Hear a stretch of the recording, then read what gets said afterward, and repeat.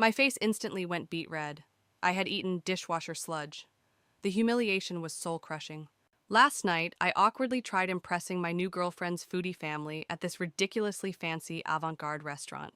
I confidently ordered the Grey Matter Delicacy, convinced it was. It arrived, a grayish, gelatinous blob with an odd, industrial smell. My gut screamed, but pride pushed through, still queasy. One spoonful, rubbery texture, vile metallic aftertaste. I forced a sophisticated smile, secretly gagging. My girlfriend, barely hiding giggles, called it interesting.